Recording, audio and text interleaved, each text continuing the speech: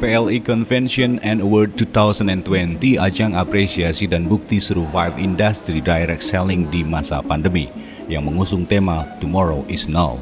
APLI Convention and Award 2021 tahun ini digelar di Hotel Mewah Intercontinental Jakarta Pondok Indah pada 12 Januari lalu. Kegiatan ini merupakan penyelenggaraan tahun kedua diawali APLI Award pada tahun 2020.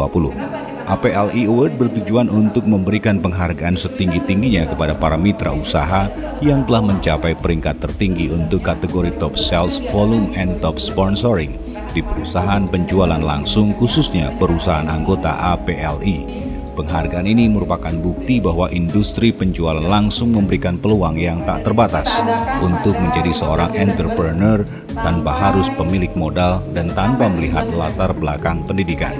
Ketua APLI Kenny V. Sumantoro mengatakan melalui acara ini ingin memberikan kepastian pada para mitra usaha yang terdaftar dalam naungan APLI bahwa industri direct selling masih survive dan tumbuh.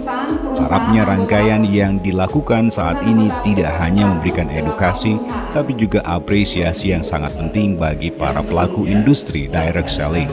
Saat jumpa pers dengan awak media, Sekjen APLI Ina Rahman menambahkan bahwa APLI Convention 2021 merupakan 3 rangkaian kegiatan, Talkshow, APLI Award, dan Expo pada bulan Maret yang diikuti anggota APLI di Pasaraya Blok M.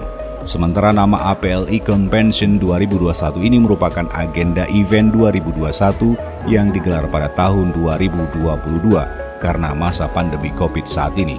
Menariknya, dalam APLI Convention and Award 2021 tahun ini turut dihadiri Ketua MPR RI Bambang Susatyo dan Kepala BKPM Bahlil Lahadalia.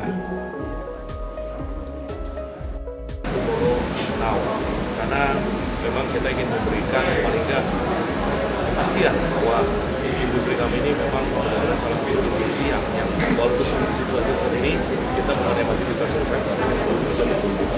Dan kali ini memang malam ini khususnya salah satu rangkaian dari konferensi yang dimulai dari talkshow, kemudian tour, nanti di bulan Maret kita akan ada expo. Jadi Anda akan bisa lihat bagaimana industri ini sebenarnya, bagaimana cara pengolahannya, bagaimana industri berkembang, dan bagaimana industri ini bisa memberikan dampak positif bagi masyarakat Indonesia. Dan mudah-mudahan yang kita lakukan ini bukan hanya sekedar edukasi, tapi juga apresiasi yang memang sangat penting buat para pelaku industri direct selling. Dan ya mungkin ada Bapak Adam. Oke.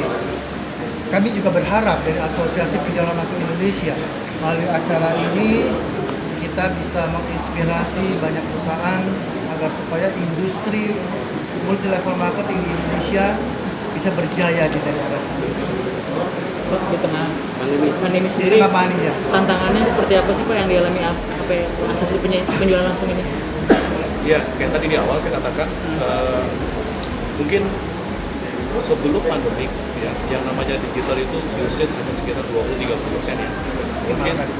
Mungkin malah nggak digunakan karena biasanya kita kayak gini face to face. Tapi ketika pandemi itu kita dihajar untuk berubah cepat, di mana digital jadi 100%. Terus kita dipaksa untuk belajar tentang sosial media karena yang namanya pertemuan atau perekrutan atau pengembangan jaringan nggak bisa dilakukan secara fisik. Jadi mau nggak mau bagaimana memanfaatkan sosial media yang benar bisa dijadikan alat untuk pengembangan bisnis. Itu salah satunya juga. Yang paling penting juga secara operasional kan dulu kita punya setiap perusahaan punya kantor cabang banyak sekali. Nah ya sekarang mungkin ya dengan digital ya pengiriman segala macam itu juga berubah cara kita berperilaku dalam perusahaan.